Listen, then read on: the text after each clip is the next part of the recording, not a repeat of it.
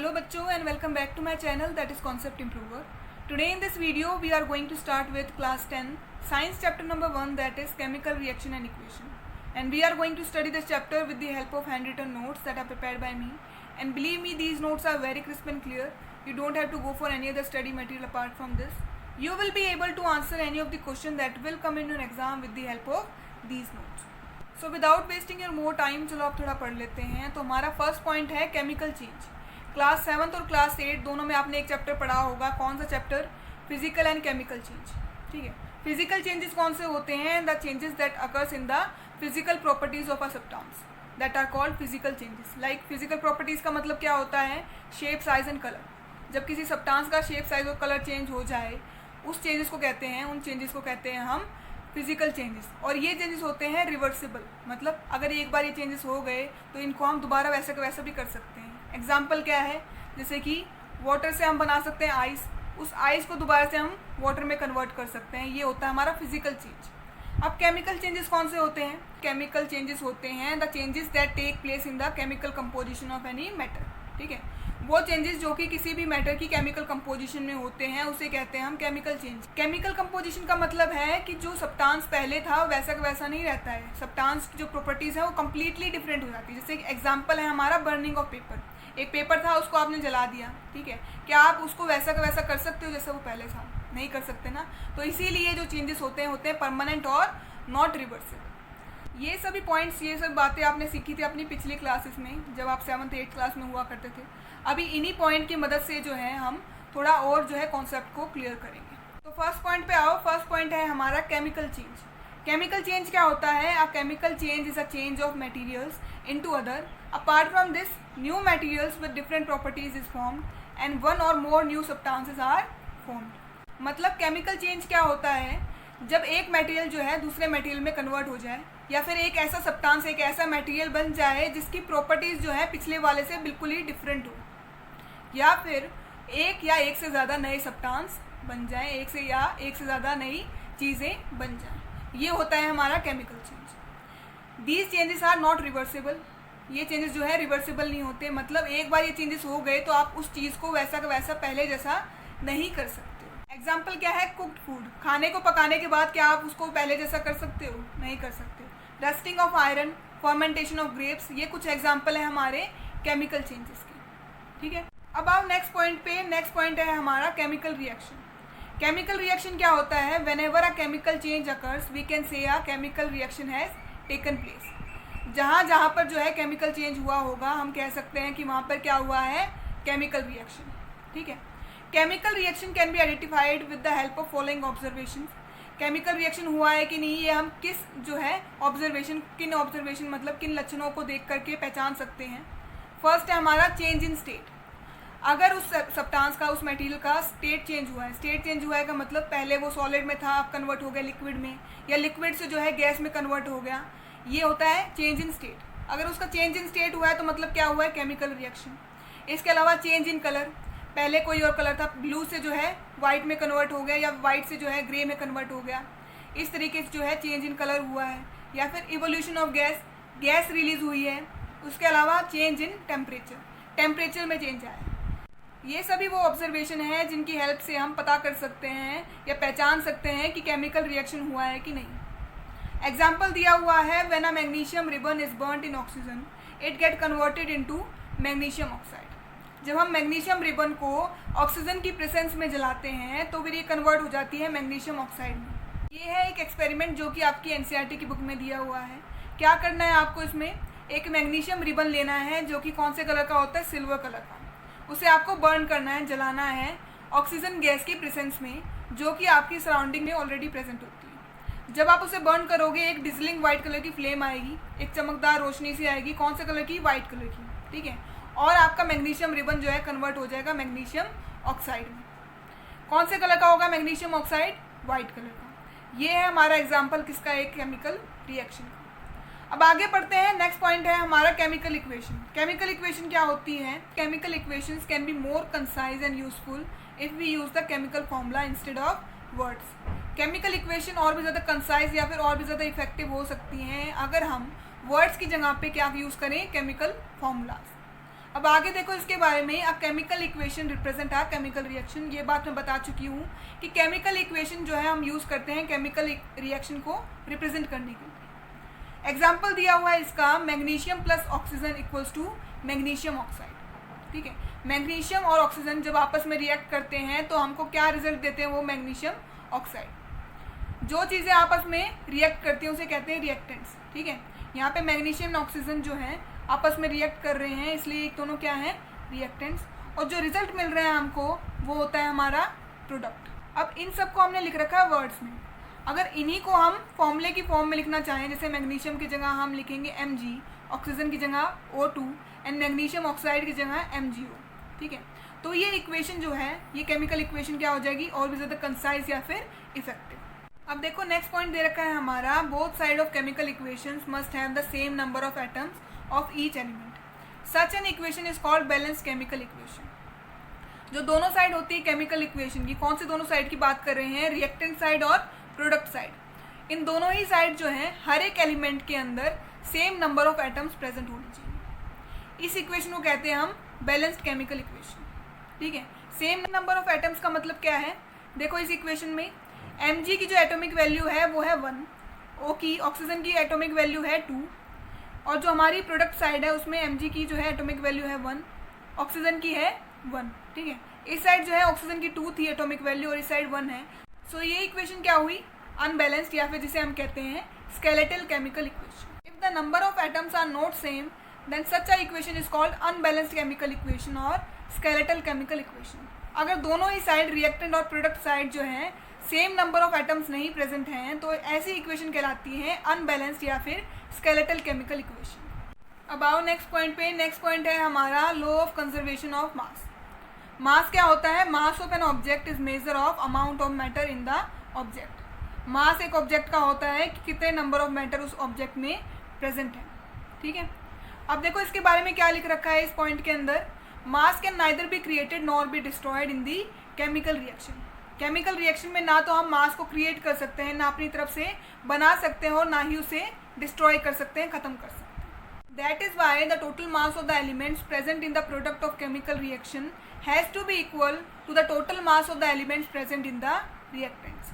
इसी कारण से जो टोटल मास प्रेजेंट होता है प्रोडक्ट्स में वो जो है इक्वल होना चाहिए टोटल मास जो कि प्रेजेंट है रिएक्टेंट्स में। ठीक है, जो रिएक्टेंट में टोटल मास प्रेजेंट है वो किसके इक्वल होना चाहिए, जो कि मास है हमारे प्रोडक्ट का।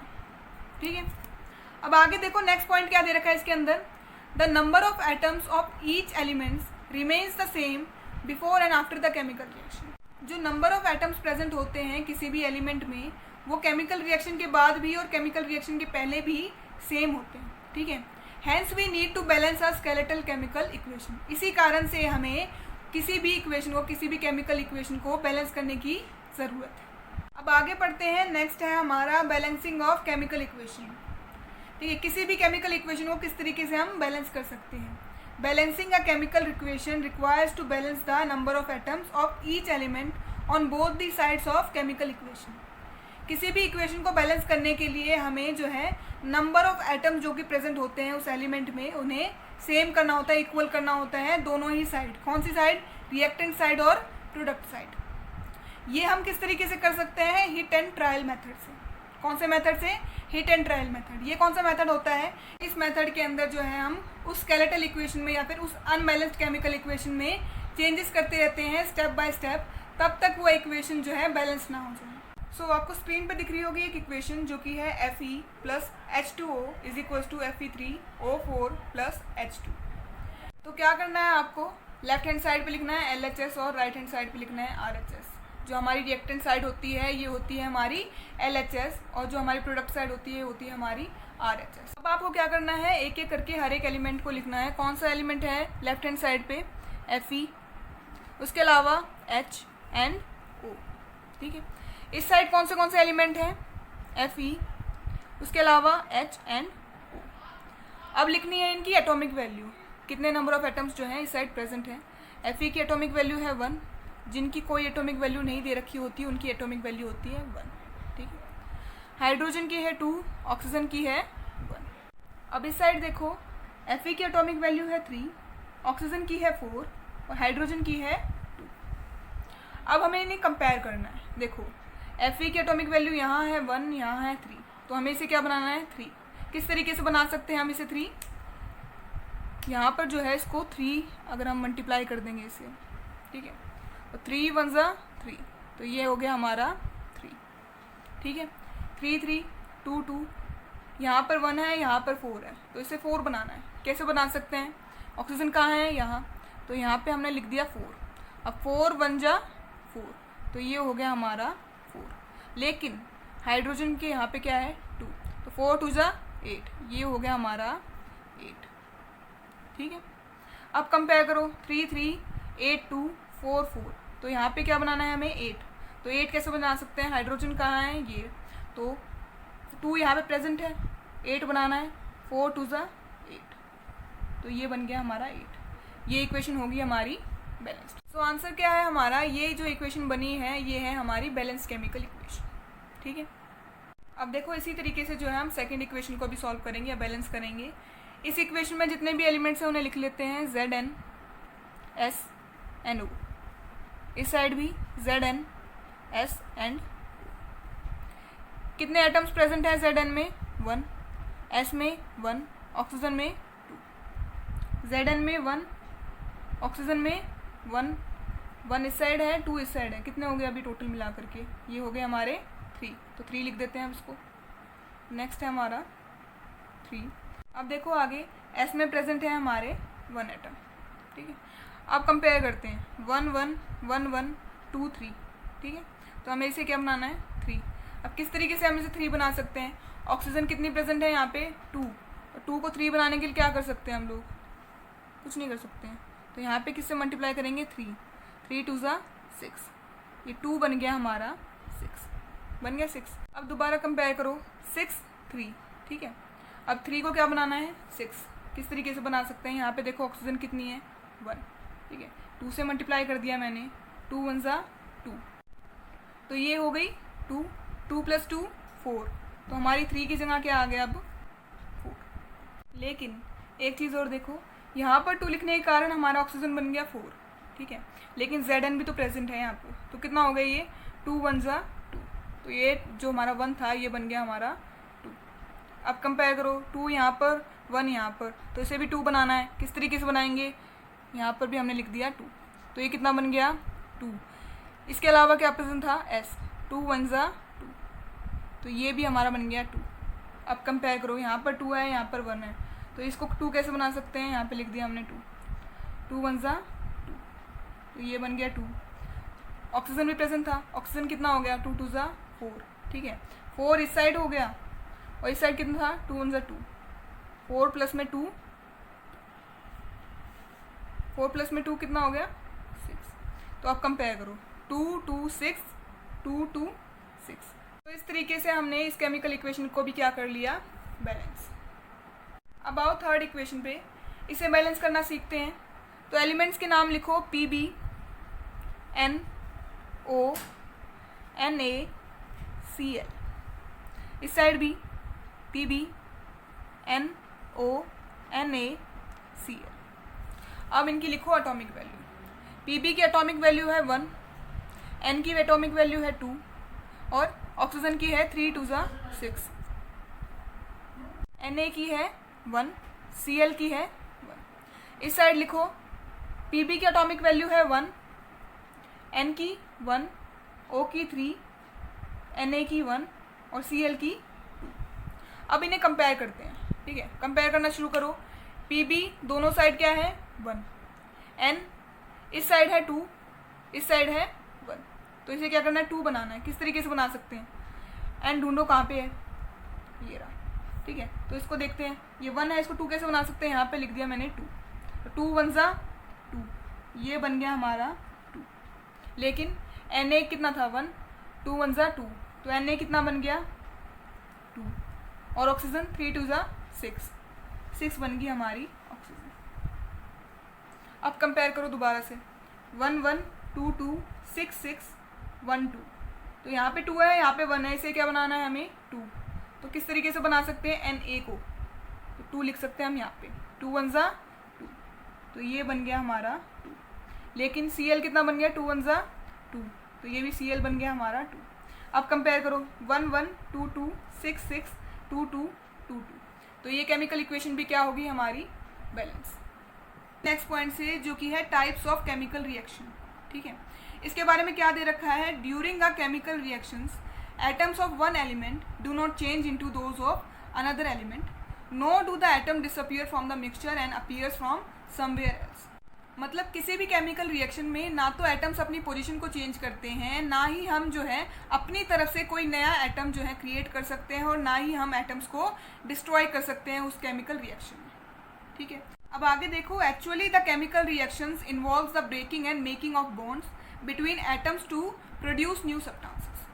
असलियत में क्या होता है, केमिकल रिएक्शन में जो है बॉन्ड्स जो होते हैं प्रेजेंट किसी भी एटम के बीच में, वो ब्रेक डाउन होते हैं और नए बॉन्ड्स जो हैं क्रिएट होते हैं, नए बॉन्ड जो हैं फॉर्म होते हैं उन एटम्स के बीच में, जिसकी मदद से हमें क्या मिलता है, एक नया प्रोडक्ट या फिर एक नया सब्सटेंस। अब आगे देखो, फर्स्ट जो है हमारा केमिकल रिएक्शन का टाइप वो है कॉम्बिनेशन रिएक्शन, ठीक है। कॉम्बिनेशन का मतलब क्या होता है इंग्लिश में, जब दो चीज़ें आपस में कंबाइन करती हैं, जुड़ती हैं, उसे कहते हैं कॉम्बिनेशन रिएक्शन, ठीक है। तो ऐसा ही कुछ मिलता जुलता हम इसमें पढ़ने वाले हैं। A reaction in which single product is formed from the combination of two or more reactants is called combination reaction. When two or more substances that are elements or compound combine to form a single product, this reaction is called combination reaction. एक ऐसा reaction जिसमें कि दो या दो से ज़्यादा substances जो कि एलिमेंट्स भी हो सकते हैं और कंपाउंड भी हो सकते हैं, कंबाइन करते हैं एक सिंगल प्रोडक्ट बनाने के लिए, उसे कहते हैं हम कॉम्बिनेशन रिएक्शन। इस रिएक्शन में क्या होता है, large amount of heat is release during the reaction, बहुत ज़्यादा अमाउंट में जो है हीट रिलीज होती है इस रिएक्शन में। एग्जाम्पल क्या दे रखा है, बर्निंग ऑफ कोल, ठीक है। जब हम कोल को बर्न करते हैं, इस रिएक्शन को हम किस तरीके से दिखाएंगे, C प्लस में O2 is equals to CO2, ठीक है। C का मतलब है हमारा कार्बन, कार्बन प्लस में oxygen is equals to carbon dioxide, ठीक है। देखो 1 2 रिएक्टेंट्स है हमारे 2, और जो हमें प्रोडक्ट मिला है वो है हमारा 1। जब हमारे जो है रिएक्टेंट्स 2 हो और प्रोडक्ट 1 मिल रहा हो, हमें एक सिंगल प्रोडक्ट मिल रहा हो, तो होता है हमारा कॉम्बिनेशन रिएक्शन। अब देखो एक और एग्जांपल दिया हुआ है, क्या है, फॉर्मेशन ऑफ वाटर, ठीक है। वाटर किस तरीके से फॉर्म होता है, hydrogen plus oxygen equals to H2O, ठीक है। 2H2 plus oxygen is equals to 2H2O। Reactant कितने हैं हमारे, 1 2, प्रोडक्ट कितना है 1, ठीक है। तो ये क्या है हमारा कॉम्बिनेशन रिएक्शन।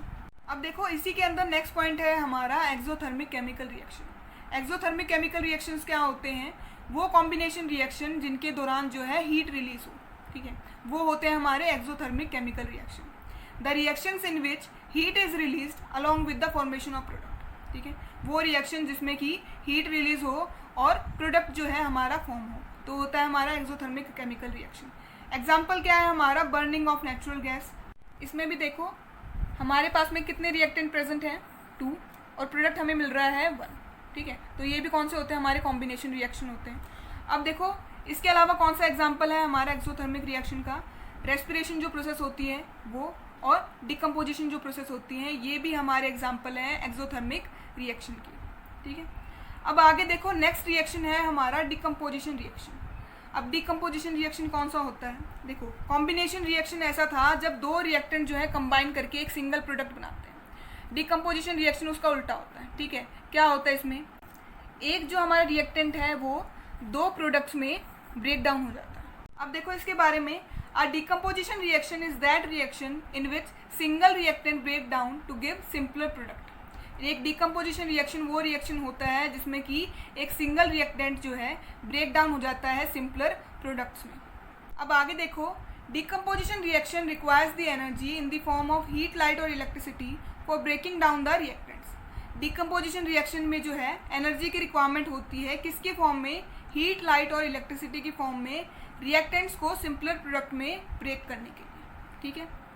अब देखो आगे, when a decomposition reaction is carried out by heating it is called thermal decomposition। जब डिकम्पोजिशन रिएक्शन के दौरान जो है हीटिंग प्रोसेस भी कैरिड आउट हो या हीटिंग भी हो, तो उसे कहते हैं हम थर्मल डिकम्पोजिशन। एग्जांपल्स क्या दिए हुए इसके, फर्स्ट देखो CaCO3 that is limestone, when get heated the product that we get is CaO that is quick lime and CO2 gas, ठीक है।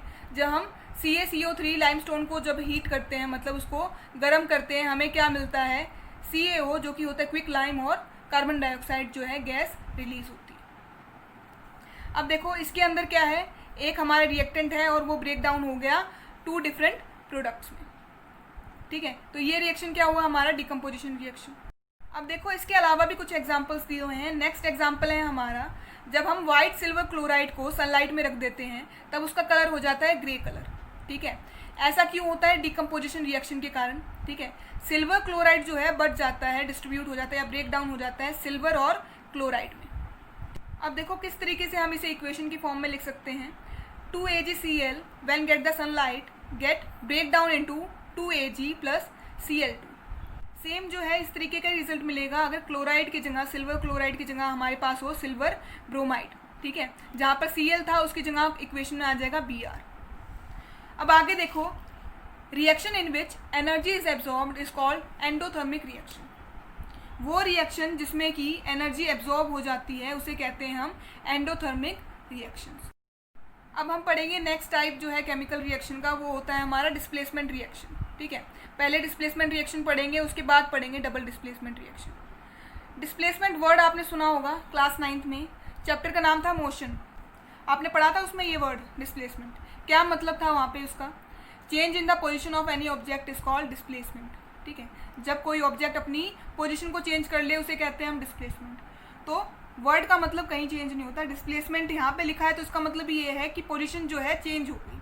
किसकी पोजीशन चेंज होगी, जो हमारे एलिमेंट्स हैं, जब एलिमेंट्स किसी रिएक्शन में अपनी पोजीशन चेंज कर लें, ठीक है, तो उसे कहते हैं हम डिस्प्लेसमेंट रिएक्शन। किस तरीके से पोजीशन चेंज करते हैं इक्वेशन के थ्रू देखेंगे हम। ये हमारी इक्वेशन है, इसमें जितने भी एलिमेंट्स हैं पहले उनको सर्कल कर दो, कर लिए, ठीक है। अब देखो Fe अकेला है, उसके अलावा CuSO4 जो है साथ में, इसमें जो हमारा जो प्रोडक्ट साइड है उसमें Fe और SO4 साथ में है और Cu अकेला है, ठीक है। अब देखो जो SO4 था वो Fe के पास में चला गया, आ गया, और Cu अकेला रह गया। इस SO4 ने जो है अपनी पोजीशन चेंज कर ली इस रिएक्शन में, जब वो प्रोडक्ट साइड में आया, हमारा जो रिजल्ट मिला हमें उसमें जो है इसकी पोजीशन जो है चेंज मिली हमें, ठीक है। तो इसे कहते हैं हम डिस्प्लेसमेंट रिएक्शन। जब कोई एलिमेंट अपनी पोजीशन चेंज कर ले उसे कहते हैं हम डिस्प्लेसमेंट रिएक्शन। पढ़ते हैं इसके बारे में क्या लिख रखा है। A reaction in which one reactant displaces और removes the another element for second reactant, this reaction is called displacement reaction. एक ऐसा रिएक्शन जिसमें कि एलिमेंट जो है अपनी जगह बदल ले, ठीक है, तो उसे कहते हैं हम डिस्प्लेसमेंट रिएक्शन। एग्जाम्पल जो है मैं आपको दे चुकी हूँ। अब इसके अलावा देखो हमारा जो है नेक्स्ट रिएक्शन है हमारा डबल डिस्प्लेसमेंट रिएक्शन। पिछली रिएक्शन में, डिस्प्लेसमेंट रिएक्शन में जो था, एक जो है एलिमेंट ने अपनी पोजीशन चेंज की थी, ठीक है। इसमें क्या होगा, डबल डिस्प्लेसमेंट, मतलब डबल का मतलब क्या होता है, 2 टाइम्स, ठीक है। तो 2 एलिमेंट जो है अपनी पोजीशन आपस में चेंज कर लेंगे तो उसे कहते हैं हम डबल डिस्प्लेसमेंट रिएक्शन। इसकी भी पहले इक्वेशन देखो, जितने भी एलिमेंट्स हैं उनको सर्कल करो,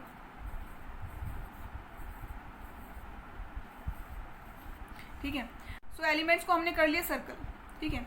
तो एलिमेंट्स के नाम बताओ, Na2SO4 BaCl2, इसके अलावा BaSO4 और NaCl, ये हमारे कौन से हैं एलिमेंट्स के नाम हैं, ठीक है। इसमें Na और SO4 जो है साथ में थे। अब यहाँ पे देखो SO4 जो है Ba के साथ में आ गया, ये SO4 जो है Ba के साथ में आ गया और ये जो है इसके साथ में आ गया, ठीक है। इन लोगों ने जो है अपनी जो है पार्टी चेंज कर ली। सो पढ़ते हैं इसके बारे में। Such reactions in which there is a exchange of ions between the reactants is called double displacement reaction. वो रिएक्शन जिसमें कि एक्सचेंज ऑफ आयन्स हो रिएक्टेंट्स के बीच में, तो उसे कहते हैं हम डबल डिस्प्लेसमेंट रिएक्शन। एग्जाम्पल क्या दिया हुआ है इसका, take sodium sulphate and barium chloride solution each of 3 ml and mix them together. मतलब सोडियम सल्फेट लो और बेरियम क्लोराइड सॉल्यूशन लो, दोनों ही 3 ml, और उन दोनों को आपस में मिक्स कर दो। You will observe a white colour substance which is insoluble in the water is formed. आपको क्या मिलेगा, एक वाइट कलर का सब्सटेंस जो कि वाटर के अंदर डिजॉल्व नहीं हो रहा या फिर मिक्स नहीं हो रहा, ठीक है। ये जो इनसॉल्युबल सब्सटेंस होता है ये हमारा कहलाता है प्रेसिपिटेट, ठीक है। Any reaction that produces any precipitate is called precipitation reaction. कोई भी ऐसा रिएक्शन जिसमें कि हमें एक प्रेसिपिटेट मिले या फिर कोई ऐसा सब्सटेंस मिले जो कि मिक्स ना हो रहा हो ढंग से, तो उसे कहते हैं हम प्रेसिपिटेशन रिएक्शन। हमारा फिफ्थ एंड लास्ट टाइप है केमिकल रिएक्शन का, जो कि है ऑक्सीडेशन एंड रिडक्शन, जिसे हम नाम देते हैं रिडॉक्स रिएक्शन का। उससे पहले कुछ पॉइंट्स दिए हुए हैं, चलो पहले उन्हें कवर कर लेते हैं। तो फर्स्ट पॉइंट है हमारा कोरोजन। कोरोजन क्या होता है? You must have observe that iron articles are shiny when new but get coated with a reddish brown colour powder when left for some time. आपने कई दफ़ा देखा होगा आयरन से बने हुए जो ऑब्जेक्ट्स होते हैं बहुत ज़्यादा शाइनी होते हैं जब हम उन्हें खरीदते हैं या फिर जब वो नए होते हैं, लेकिन after a period of time, या फिर आप कह सकते हो because of lack of maintenance, ढंग से उनकी देखभाल, ढंग से उनकी देखरेख ना करने के कारण क्या होता है, उनके ऊपर एक रेडिश ब्राउन कलर का पाउडर लाइक जो है कोट आ जाता है, एक लेयर आ जाती है, जिसे हम कहते हैं, इस प्रोसेस को हम कहते हैं रस्टिंग ऑफ आयरन। हिंदी में कहते हैं इसे जंग लगना। अब आगे देखो, नेक्स्ट पॉइंट है हमारा when a metal is attacked by substances around it such as moisture and acid it is said to be corrode और this process is called corrosion. मतलब जब मॉइस्चर और एसिड जो है अटैक करते हैं किसी भी मेटल को, वो हो जाता है कोरोड और इस प्रोसेस को कहते हैं हम कोरोजन। ठीक है। The black coating over the silver and the green coating over the copper are other examples of the corrosion. जो ब्लैक कलर की कोटिंग आ जाती है सिल्वर के ऊपर और जो ग्रीन कलर की कोटिंग आ जाती है कॉपर के ऊपर कुछ टाइम के बाद, ये भी जो है कुछ एग्जाम्पल हैं कोरोजन की।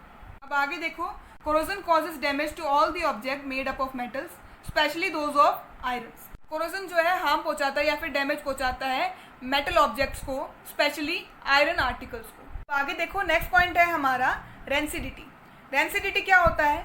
When fats and oils are oxidised they become rancid and their smell and taste get changed. मतलब जो हमारे फैट्स और ऑयली सब्सटेंसेस होते हैं जब ये ऑक्सीजन के कांटेक्ट में आते हैं तो ये क्या हो जाते हैं? रेंसिड, जिसकी वजह से क्या होता है, इनकी स्मेल और जो टेस्ट होता है वो कम्प्लीटली चेंज हो जाता है। इसका एग्जाम्पल क्या है? आपके जो चिप्स होते हैं या फिर आपके जो बिस्किट होते हैं, पैक्ड फूड जो होता है, अगर आप उसको कुछ टाइम के लिए खुले में रख दो या फिर ऑक्सीजन के कांटेक्ट में रख दो तो आप नोटिस करोगे कि कुछ टाइम बाद जो है उनके अंदर क्या आ जाएगी? नमी, जिसकी वजह से क्या होगा, उनका टेस्ट और उनकी स्मेल जो है कम्प्लीटली चेंज हो जाएगी। अब देखो आगे, usually substances which prevent oxidation are also called antioxidants are added to the food containing fats and oil. ज़्यादातर जो सब्सटेंसेस प्रिवेंट करते हैं ऑक्सीडेशन को, जिन्हें हम कहते हैं एंटीऑक्सीडेंट, वो सब्सटेंसेस जो हैं ऐड किए जाते हैं हमारे फूड आइटम्स में, जिनके अंदर क्या प्रेजेंट होता है? फैट या फिर ऑयल। आगे देखते हैं, keeping food in the air tight containers helps to slow down the oxidation process. अगर हम अपने फूड आइटम को एयर टाइट कंटेनर में स्टोर करेंगे, इसकी वजह से क्या होगा, हमारा जो फूड आइटम है आसानी से ऑक्सीजन गैस के कॉन्टेक्ट में नहीं आ पाएगा। This will lead to the slow down of oxidation process. इसकी वजह से क्या होगा, ऑक्सीडेशन जो प्रोसेस है वो काफ़ी हद तक स्लो डाउन हो जाएगी। अब आगे देखो, chips manufacturers usually flush the bags of chips with nitrogen gas to prevent the chips from getting oxidised. मतलब काफ़ी दफ़ा आपने देखा होगा जो चिप्स का पैकेट होता है उसके अंदर एक गैस भरी होती है या फिर हवा भरी हुई होती है। कौन सी गैस होती है उसके अंदर प्रेजेंट? Nitrogen gas. ये नाइट्रोजन गैस जो होती है इसलिए डाली जाती है उस पैकेट के अंदर ताकि हमारे जो चिप्स हैं उन्हें ऑक्सीडाइज्ड या फिर रेंसिड होने से बचाया जा सके।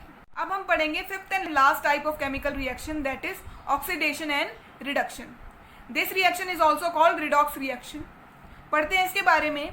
If a substance gains oxygen during a reaction it is said to be oxidised. मतलब अगर एक सब्सटेंस जो है किसी रिएक्शन के दौरान ऑक्सीजन गेन कर रहा है तो वो क्या हो गया? ऑक्सीडाइज्ड। वहीं अगर हम बात करें एक सब्सटेंस जो है अगर लूज करता है ऑक्सीजन रिएक्शन के टाइम पे, it is said to be reduced. ठीक है। If a substance loses the oxygen during a reaction it is said to be reduced. इसे हम पढ़ेंगे एक इक्वेशन की मदद से। इक्वेशन है हमारी CuO plus H2 when get heated we get Cu plus H2। Equation को समझो। हमारा जो H2 था ये हो गया ऑक्सीडाइज्ड या फिर ऑक्सीडेशन यहाँ पे हुई है, तभी जो है हमारी प्रोडक्ट साइड पे अब क्या प्रेजेंट है? H2O, ऑक्सीजन जो है प्रेजेंट है। वहीं अगर हम बात करें CuO की, यहाँ पर हुई है रिडक्शन, इसी वजह से जो है प्रोडक्ट साइड पे हमें मिला Cu। आगे देखो, in other words one reactant get oxidised while the other get reduced during a reaction. Such a reaction is called oxidation or reduction reaction or redox reaction. मतलब जब एक रिएक्शन में एक रिएक्टेंट जो है ऑक्सीडाइज्ड हो जाए और एक रिएक्टेंट जो है रिड्यूस्ड हो जाए तो उस रिएक्शन को कहते हैं हम redox reaction. So that's it, chapter हुआ कंप्लीट। वीडियो ज़रा भी अच्छी लगी हो तो लाइक और सब्सक्राइब करना मत भूलना और कमेंट ज़रूर करना कि आपको इस चैप्टर में क्या डाउट है।